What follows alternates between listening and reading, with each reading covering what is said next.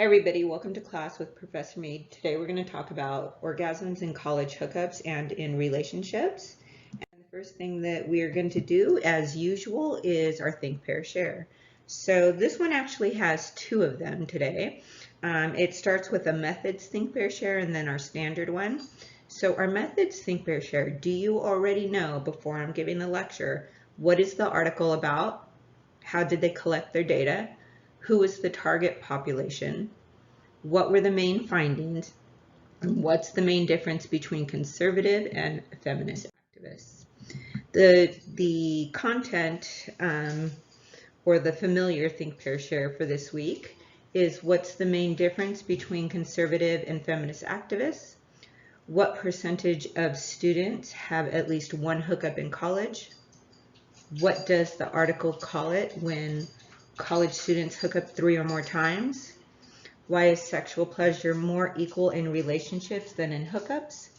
How does the ratio of orgasms change for women in relationship versus hookups? And how does the ratio of oral sex generosity change for women in relationships versus hookups?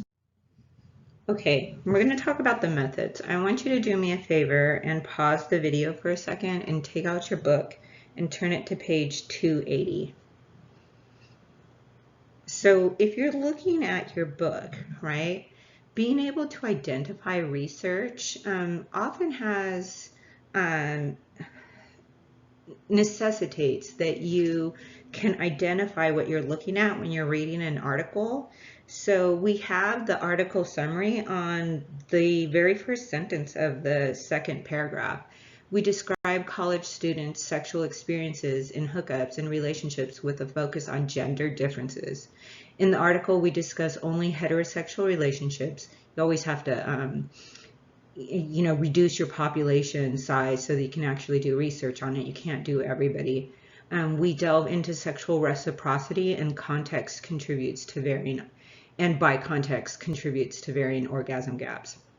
Then they operationalize it for you, which means that they give you the definition of how they define hookups, and they define them as sexual events that occur outside of an exclusive relationship, often without prearranged date, involving varying degrees of interest in relationships. And then they give you their sample design, which is who their target population was.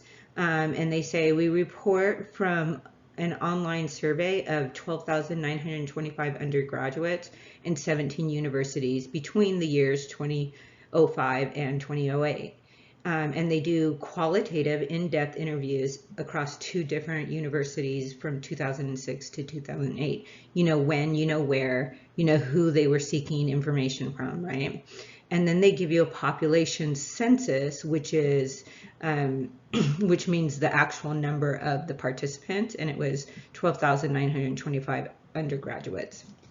When you say a population or a target population in research, you're talking about like the who, what, when, not the quantity. When you want the quantity, you say a census, and that's why you see the numbers that way. So research method design here, we also have online survey was fixed response, so it's a structured research design, like think multiple choice, right, like your quizzes. Questions about their experiences, hookups, datings, and relationships. They told you what the questions were about and how they structured them, and then they tell you their findings right up top, right, like what they found. We find a gender gap in orgasms across both hookups and relationships, with men experiencing more in both. It is the largest in hookups, first hookups, smaller in repeat hookups with the same person, and then smallest in relationships. So there's less and less of a gap as you get to know somebody. Findings suggest that both men and women have absorbed the right to pleasure ideology in relationships, but not necessarily in hookups, meaning that we believe that we have a right to pleasure, both of us, more so in relationships than when we're involved in a hookup. So, and if you notice from 280 to 281, there's pretty much all of your information. What's the difference between when you read an article like this that it has methods, well, this is actual research, even if it doesn't have a lot of those statistics, right? It doesn't have to be always quantitative to be actual research. And so when you can see and identify these things, you can identify what type of data or information you're absorbing through the media as well. And you can tell that some of it may come from actual research and some of it may not when you don't get that background information. But this is literally the author here telling you that this is their their methods, and they're giving you basically all of the information to identify how they conducted this research. That's being upfront. Okay, so one of the things that they talk about and that they found was the difference between sexual conservative activists and feminist activists. And so there's these two kind of competing ideologies. There's the take back the date from sexual conservatives and take back the night from the feminist activists.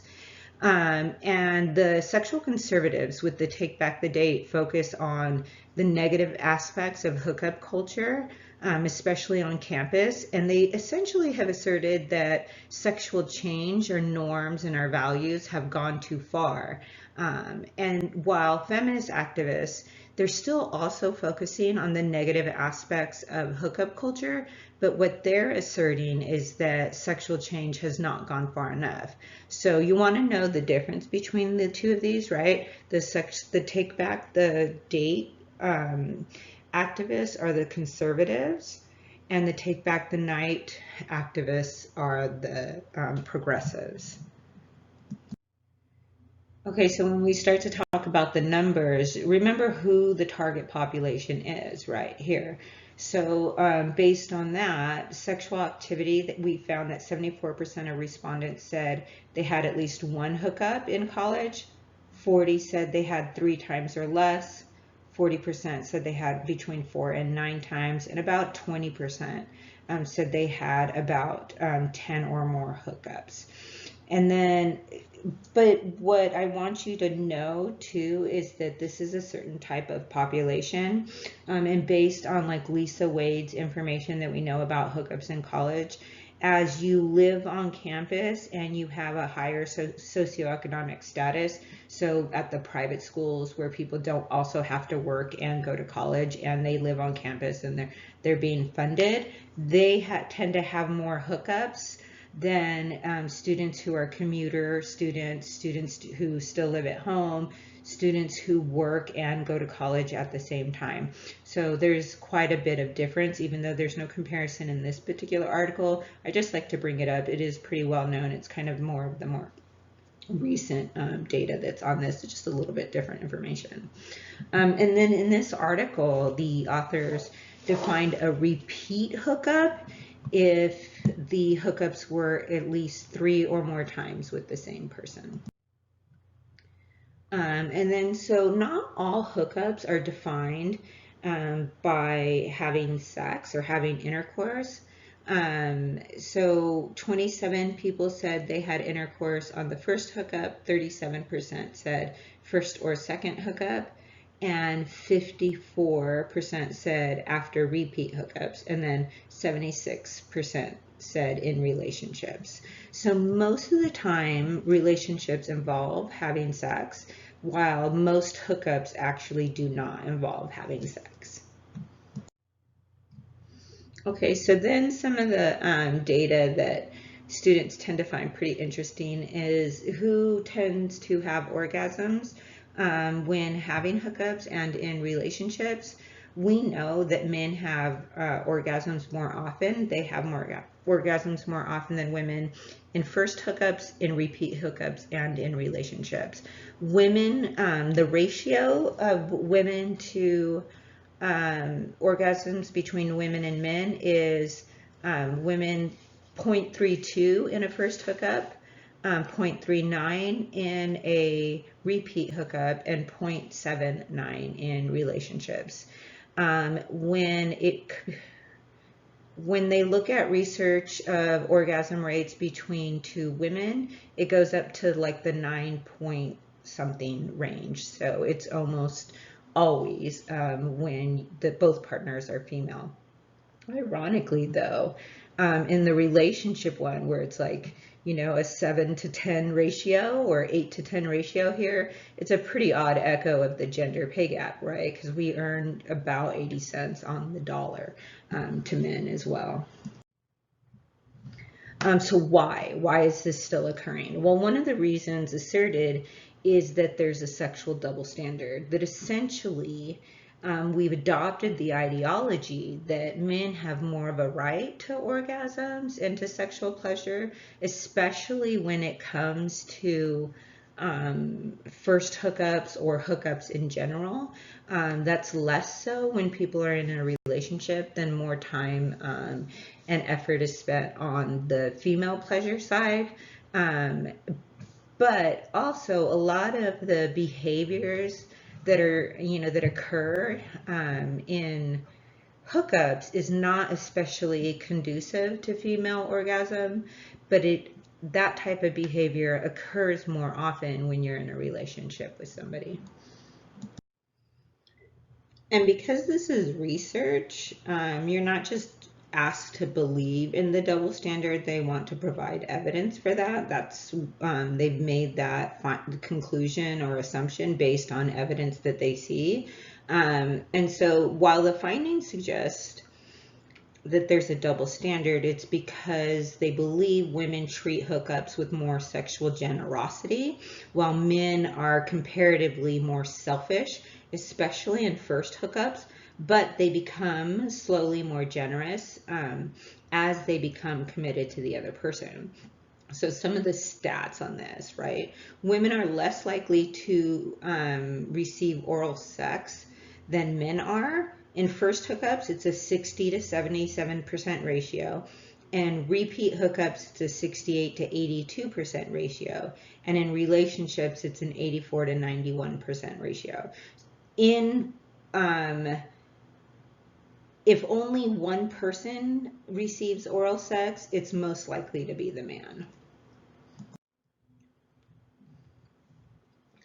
So some of the good news and some of the bad news, right? While the stigma against premarital sex in relationships has almost disappeared for women, and it's acceptable for women to sexually enjoy themselves, there's still very much a stigma about women enjoying sex when it comes to hookups, and much less so for men. Okay, so a lot of times I have like all these varying types of assignments for you online. And what I do in class is I have a lecture on Monday, and then on Wednesday, for example, I might have all these activities.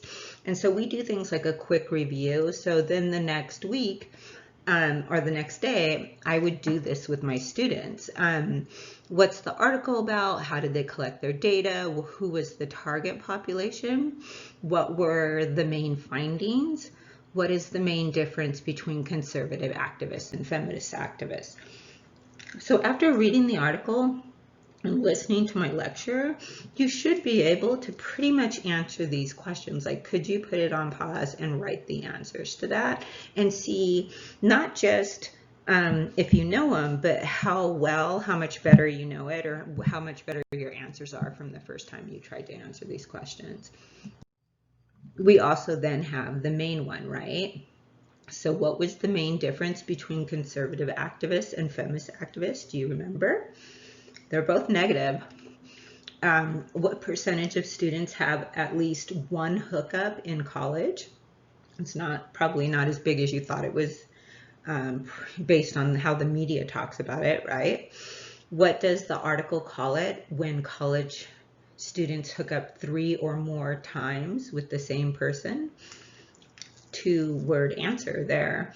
Why is sexual pleasure more equal in relationships than in hookups?